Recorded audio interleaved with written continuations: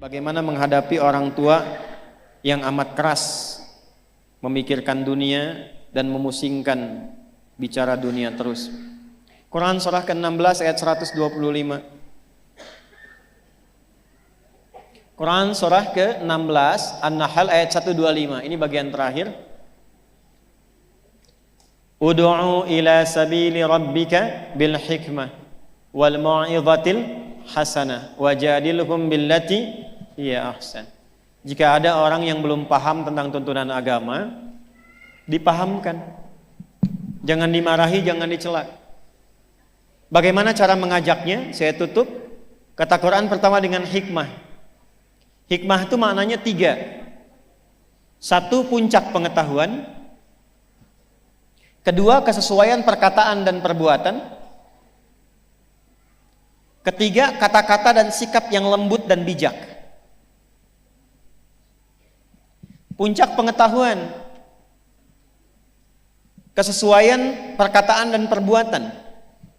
Yang 3, kelembutan dalam sikap dan sifat atau perilaku yang melahirkan kebijaksanaan. Langsung praktekkan. Maaf Bu, jadi sudah pernah mengalami ya, kalau ada anak-anak gitu, anak rewel macam-macam, ibu pernah marah? Marahnya benci atau sayang? Bayi nangis rewel terus, bayi baru lahir, apa ibu bentak? Diam kamu gitu? Tidak. Ibu pukul? Tidak. Yang keluar apa? Sayang, kan? Dipeluk dan sebagainya. Ada kondisi itu yang diisyaratkan dalam Quran, kadang-kadang dibalik supaya kita diberi kesempatan memberikan bakti dan keutamaan kepada orang tua yang telah merawat dari kecil itu. Nanti ada kondisi orang tua yang kembali kepada sifat kanak-kanak itu. Maaf Bu, kalau anak-anak senang dunia tidak? Senang. Mama. Lihat mobil-mobilan, pengen mobil-mobilan. Lihat pengen permen. Keluar dari sini lihat balon, pengen balon. Nanti ada orang tua yang kekanak-kanakan. Lihat tas baru, pengen tas baru.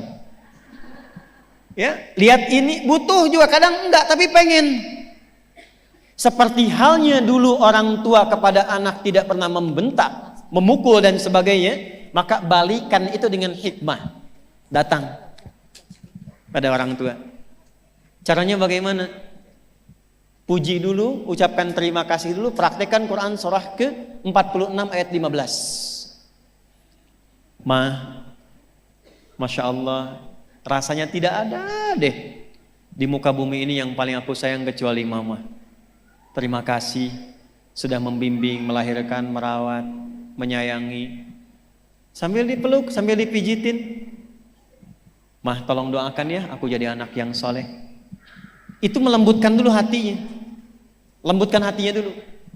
Setelah itu muncul, iya anak mama insya Allah soleh dan sebagainya. Baru masuk kepada inti pembahasannya. Mah, menurut mama bagaimana kalau satu saat aku dipanggil oleh Allah? Jangan bicara begitu dulu. Sudah muncul tuh ya. Iya mah, tapi kan harus siap-siap juga supaya memberikan pahala buat mama. Doakan ya mah, supaya nggak banyak sifat-sifat dunia yang melekat. Aku rajin sholat, semua yang ada dunia berkah sifatnya. Pelan-pelan dulu. Nanti kalau sudah masuk ini, baru masuk kepada yang lainnya. Aduh malu mah, ini ada motor belum pernah dipakai ke taklim, belum pernah dipakai untuk sholat, belum pernah dipakai mengantar ke masjid. Doakan ya mah supaya berkah. Masuk dari kita pribadi dulu. Biasanya kalau sudah seperti itu, maka seketika akan menjadi cermin yang menyadarkan dan tanpa diminta langsung diperbaiki. Tanpa diminta langsung diperbaiki. Saya tutup dengan contoh singkat dan cepat. Saya pertama datang ke Indonesia, lalu mengasuh pondok pesantren di Jakarta. Saya nggak perlu sebutkan namanya. Di tempat itu banyak pejabat Bu. Qadarullah ada masjidnya. Pejabat ini rata-rata baru selesai masa pekerjaannya, pensiun lah istilahnya. Tapi rata-rata terkena post power syndrome. Jadi kalau di kantornya pejabat, di masjid pengen menjabat juga, pengen jadi imam. Lalu berselisihlah rata-rata mereka itu, pokoknya pengen jadi imam, sementara bacaan belum memenuhi. Saya bilang begini, saya tes dulu Pak. Untuk jadi imam itu bacaannya mesti benar. Jawabannya hebat. Justru Ustadz ketika jadi imam itu supaya dibenarkan oleh makmum katanya. Bagus Pak, saya bilang. Saya kasih Bapak cara supaya Bapak nanti jadi imam lebih hebat lagi. Bapak boleh jadi imam, nggak ada masalah. Khusus duhur dengan asar dulu. Nanti subuh, maghrib, isya biarkan santai dulu Pak. Dalam masa menunggu itu Bapak setoran ayat yang mau dibaca maghrib. Misal Bapak pengen imam sholat maghrib, silahkan Bapak duhur imam, asar imam. Nanti mau ke maghrib, apa yang mau Bapak baca untuk sholat maghrib Bapak setorkan dulu ke santri. Sementara nunggu setoran biarkan santri jadi imam. Begitu santri yang imamin suaranya bagus Bu, isanya bagus juga, subuh bagus juga.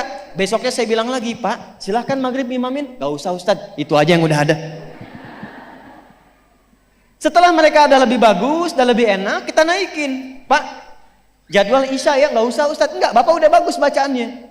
Jadi begitu diberikan jadwal dan merasakan ada perubahan, disitulah kemudian terbawa untuk lebih meningkatkan bacaan Qur'annya. Sejak saat itu, yang tadinya hanya pengajian ibu-ibu, sekarang ada pengajian bapak-bapak. Untuk tahsin.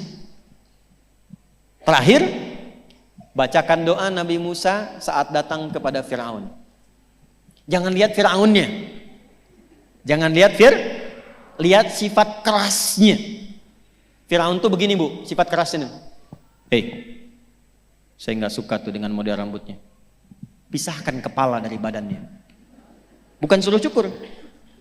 Karena itulah di surat Thaha Nabi Musa diajarkan doa oleh Allah, Rabbi shrahli wa yassirli wahlul 'uqdatam yafqahu